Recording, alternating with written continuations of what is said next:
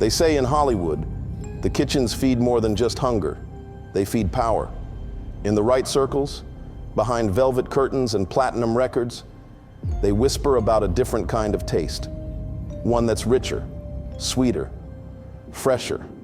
I used to think the worst of this town was the scandals and the betrayals. But there are kitchens here where the real elite dine on something far more sacred. And the price of serving them is a piece of your own soul. It started with a simple catering job offer. High pay, no questions. I should have known. By the time I realized what they were cooking, the guests were already asking for seconds. I've worked in kitchens my whole adult life. Not the glamorous kind you see on streaming shows. I'm talking about hot, cramped backlines in strip mall sushi spots, 2 a.m. burger joints off Sunset, and greasy taco trucks where the oil never really leaves your skin. Line cook, prep cook, weekend sous. I've worn every hat there is, except the kind that pays enough to live. Out here in LA, cooks are disposable. There's always someone younger, hungrier, or more desperate to fill your slot. You grind until your knees give out, or your soul does. I was teetering on both. So when the call came in, I almost didn't answer. Blocked number, 11:42 p.m. I was staring at the ceiling of my studio, listening to the pipes moan like they always did when the guy upstairs flushed. Something told me to pick up. The voice on the other end was calm, female, measured. She didn't introduce herself, didn't ask who I was. She just said, "You've been selected for a private culinary assignment, 1 week, full discretion, high compensation." I thought it was a scam, or one of those influencer food stunt things. I was ready to hang up. Then she said the name of my first kitchen job, a hole-in-the-wall teriyaki joint in Koreatown I hadn't thought about in years. Then she named the food truck I was on for 6 months, the exact street it parked on. She even mentioned the pop-up dinner I catered for free during lockdown, just to build my name.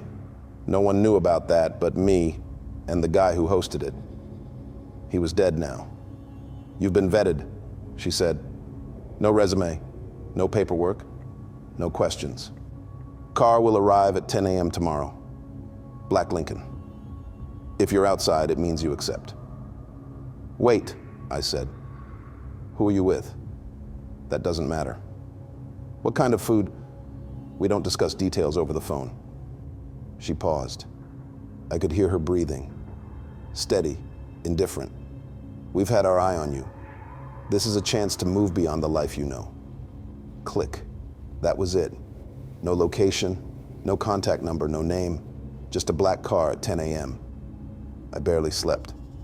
My brain spun in circles. One part of me screamed that this was insane. Some eyes wide shut black market organ thing or worse. The other part, the tired part, remembered I had less than $40 in my bank account and half a week of ramen left. $10,000, 1 week, one job. No more 15-hour shifts for scraps. No more pretending this city wasn't eating me alive. I should have said no.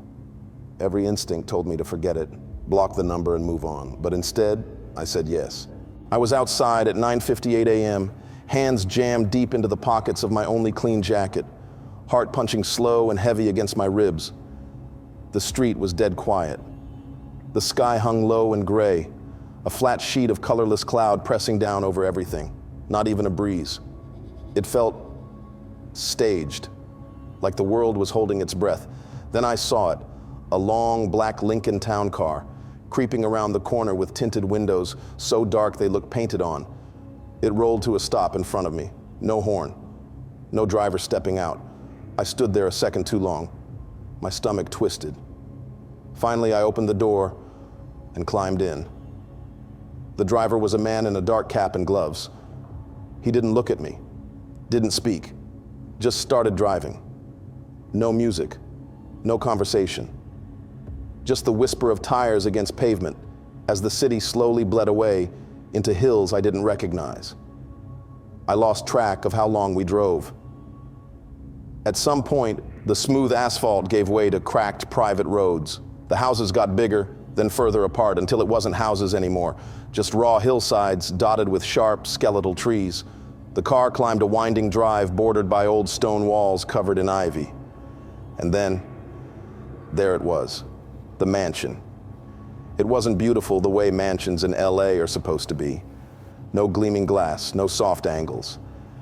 It was massive and cold, all brutalist concrete and black steel, jutting out of the hill like something that didn't belong in this world.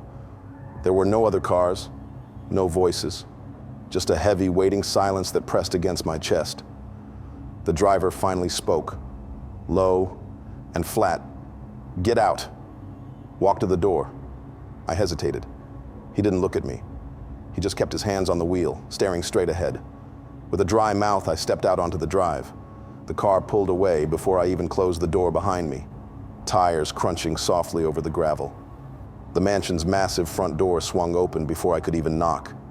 She was standing there, a woman in her mid-40s, sharp as a knife in a dark gray pantsuit. Blonde hair tied so tight it looked painful.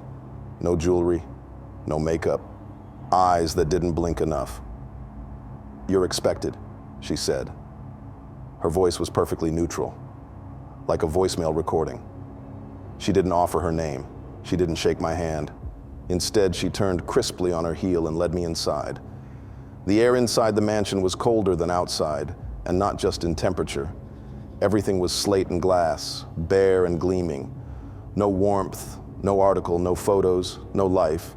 Just long corridors and high ceilings that seemed designed to make you feel small. We walked through the silence until we reached a set of wide stone stairs that curved down into darkness. She stopped at the top, her hand resting lightly on the banister. "One rule before you begin," she said without turning around. "We don't ask questions here." Then she started down the stairs, expecting me to follow. And like an idiot, I did. The stairs seemed to stretch forever, spiraling downward into a cold that sank into my bones. At the bottom was a heavy metal door. The woman, I started thinking of her as Laura, even though she never gave a name, punched a code into a panel, and the door shuddered open with a deep groan. The kitchen wasn't what I expected. It was massive, easily the size of the restaurants I used to work in, but completely underground. Everything gleamed under harsh fluorescent lights. Endless rows of steel counters, industrial ovens, walk-in freezers. It was spotless, not just clean, but sterile, sanitized, lifeless. 3 other people were already there. A woman chopping vegetables with mechanical precision, a tall man stirring something thick and dark in a steel pot, another hunched over a sink, scrubbing an already spotless dish. None of them looked up when I entered. No smiles, no greetings, just the rhythmic, soulless motions of work. "You'll be briefed by the head of kitchen operations," Laura said. "You follow the rules. You'll be paid at the end of the week. Any failure to comply terminates the contract immediately." I opened my mouth to ask what terminate meant, but something in her dead stare warned me not to. Instead, I just nodded. She gave the faintest hint of a smile, not warm, more like a shark baring its teeth. Then she left, the door booming shut behind her. For a few minutes, it was just the low hum of the freezers and the clatter of knives on cutting boards. And then he arrived. I didn't hear him come in. He was just suddenly there, standing at the far end of the kitchen like a shadow peeled itself from the wall. He wore a black chef's coat with no logos, no name tag. His face was familiar, sickeningly familiar, but stripped of the performative charm you'd recognize from magazines or music videos. He was older now, harder. The room seemed to bend around him. Diddy, in the flesh. But he wasn't acting like the celebrity mogul from TV. No smiles, no swagger, just cold, deliberate authority. He spoke quietly, but his voice carried, filling the sterile space like smoke. Cooking here isn't like cooking anywhere else. Food has a purpose. It isn't just nourishment, it's transformation. He paused, letting the words settle. You do exactly as you're told. You don't ask what the ingredients are. You don't ask where they come from. You prepare what's delivered. And you never, ever leave the kitchen during an event. His eyes flicked over each of us, measuring, weighing. I dropped my gaze to the floor, my throat tight. Some part of me, the part that hadn't been completely crushed by years of kitchen work, wanted to run. But I stayed. We all did. He smiled thinly, like he could smell the fear. Let's get to work. The first few hours blurred together in a haze of motion, washing vegetables that smelled too earthy, slicing cuts of meat that were dense and strangely heavy, prepping sauces thick as oil. No conversation, no eye contact. If anyone made a mistake, no one corrected them. If you dropped something, you picked it up and kept moving, praying no one noticed. The only sound was the hum of the ventilation system and the scrape of knives. Hours passed, or maybe it was days, without windows, without clocks. Time dissolved into a dull, throbbing ache behind my eyes. Then the first delivery came. It was late, well past the time any sane kitchen would be operating, when the overhead light at the service entrance flashed red. All motion in the kitchen stopped. The tall man, the one stirring the pot earlier, hurried over and opened the door without hesitation. No words were exchanged. Outside stood two figures dressed in charcoal gray coveralls, faces obscured by black masks. Between them, they carried a massive wooden crate.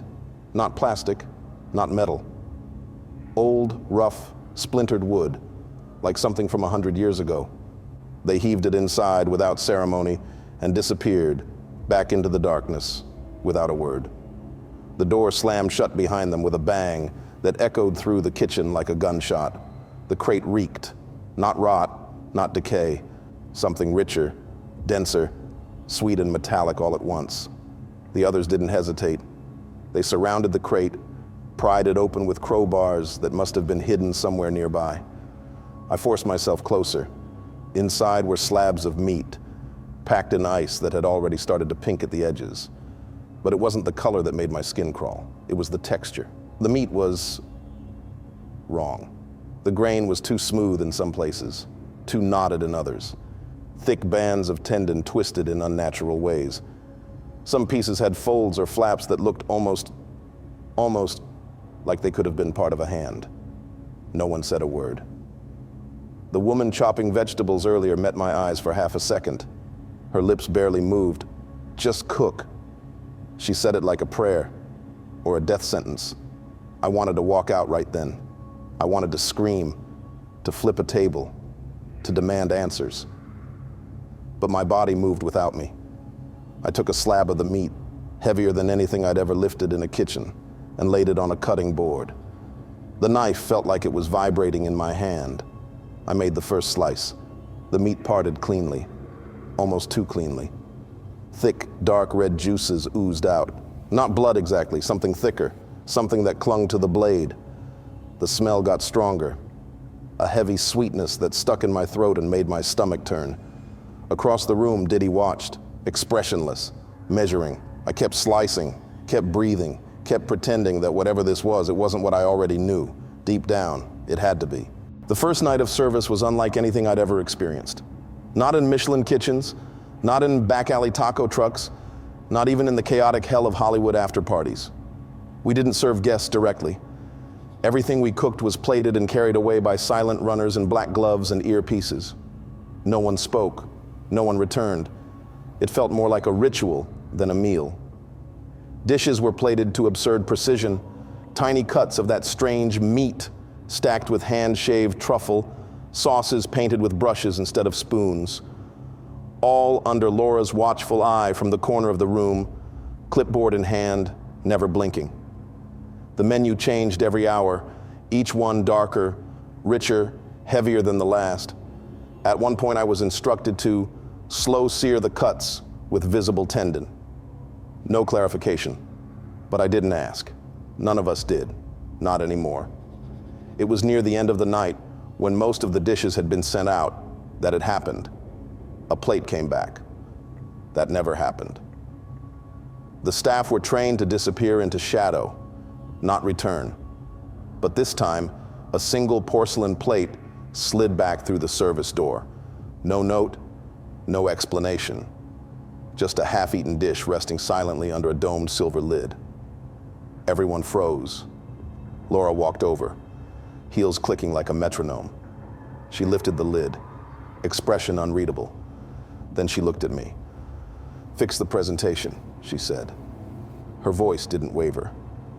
I walked over slowly, hands shaking just enough to betray me. I tried not to look too closely, but I had to know. I had to see. The meat had been cut with surgical precision, the kind of cuts only the rich can afford to leave uneaten. And nestled in the corner of the plate, tucked beneath a smear of dark plum reduction, was a fingernail, small, pale, pink at the base, still curved slightly, like it had once belonged to someone who bit them out of nervous habit. I froze. Everything around me fell away. The noise, the lights, the smell, all gone. There it was. Proof. Not suggestion, not paranoia. Proof. I looked up, and Diddy was standing 10 feet away, watching. He didn't speak. He didn't need to. His eyes said it all. A true master never questions the ingredients. He said it softly, almost kindly, like he was giving me a gift, a key to some exclusive understanding of the world. I stood there, staring at that fingernail, that little sliver of humanity served up like garnish, and I realized this wasn't a metaphor. This wasn't abstract. This was real. I wanted to scream, to flip the tray, to throw the knife in my hand and run, but I didn't. I picked up the plate, I wiped the edge clean, and I replated the dish. It was the fifth night when the truth showed itself. The day had started like all the others. Cold, metallic, silent. More deliveries. More dishes plated for the faceless rich above. I didn't think anymore. I just worked until the final crate came in. I don't know why this one felt different. Maybe the way the staff stared at it, or how Laura stood rigid as it was wheeled inside, arms folded so tightly her knuckles whitened. No one moved to open it, so I did. The crowbar slid in like it was waiting for me. The wood gave with a groan. Inside was meat, like the others, heavy, glistening, packed in pink ice, but this time something caught my eye. A mark. Near the edge of one slab there was a patch of skin not fully removed, a faded tattoo. Small, cheap, blue ink, a cartoon bear holding a knife. It hit me all at once. I'd seen that tattoo before. On the arm of a dishwasher I'd trained years ago. His name was Jalen. He used to joke about how dumb it was, how he got it in high school on a dare. He'd vanished one summer, just stopped showing up to shifts. No one ever found out what happened. Now I knew. This wasn't just meat. It wasn't suggestion. It wasn't mystery. It was him. They were feeding us people. And not just random victims. Chefs, cooks, staff, people like me. I stumbled back, bile rising in my throat, and nearly fell. The tall man caught me. His grip was firm, and for the first time he looked directly into my eyes. "Now you understand," he said. Behind him the others kept prepping, as if this moment had played out before, as if they'd all had their own tattoo. I asked him, barely able to speak, "Why? Why us?" He didn't answer. Diddy walked in a moment later, dressed in the same spotless black coat. He stood beside the crate, gazing at its contents like a sommelier with a vintage bottle. "This is power," he said, more to himself than to me. "When they eat, they don't just take in protein or pleasure. They consume obedience, fear, control." He looked at me then. "Food binds the body to the will. You've helped them consume without consequence. That makes you part of the ritual." My hands were trembling. I wanted to scream, to kill him, to run, but I did nothing, because some part of me, the part they'd been carving away since the first delivery, understood. I wasn't just a cook, I was an accomplice. Over the next day, I prepared dishes for billionaires, politicians, musicians whose lyrics I'd grown up with. They came for private dining experiences and left grinning, drunk on power and secrets. No one questioned what was served. They praised it, photographed it, posted about the richness of flavor. I saw the guest list once, briefly. Every name was someone you'd know, some you'd admire, some you'd defend. And in that moment, I understood what this place really was. Not just a kitchen, a machine, a system designed to recycle the disposable, like me, into worship for the elite. I kept cooking. I kept plating. And when the week ended, they paid me $10,000, wired to an account I hadn't remembered opening. I was free to go, but I wasn't free. I walked out of that place with clean clothes, a clean blade, and hands that would never feel clean again. It's been 3 weeks since I left the mansion. I haven't cooked a meal since. Sometimes I'll be walking past a butcher shop or a steakhouse, and the smell will hit me, thick, sweet, metallic, and I'll have to fight the urge to vomit right there on the sidewalk. But that's not the worst part. The worst part is I still get the plates. Not every night. Just enough to remind me that they haven't forgotten. A soft knock, no footsteps, just a silver dome, still warm, waiting at my door. I never touch them, but I never throw them away either. They sit in my fridge, wrapped in silence, reminders of what I helped serve, of what I might have tasted myself. I see the faces of the staff when I try to sleep. Laura's cold eyes, Diddy's smile, the twitch in the tall man's cheek as he told me to understand. And I do understand now. Hollywood doesn't run on talent, it runs on appetite. There are kitchens beneath this city, beneath every city, where people like me cook for people like them, where the food isn't just nourishment, it's sacrifice, it's loyalty, it's power, and they consume it gladly. That week changed me. Not just what I saw, but what I didn't stop. Because fear turns you into something else. It makes you obedient, quiet, useful. That's how they get you. Not all at once, but piece by piece, like carving meat off a bone. If you're hearing this and I disappear after today, you'll know why. And when you look at the celebrities you worship, the moguls you trust, the politicians you vote for, ask yourself, would they eat it if it meant staying on top? Now ask yourself something harder. Would you?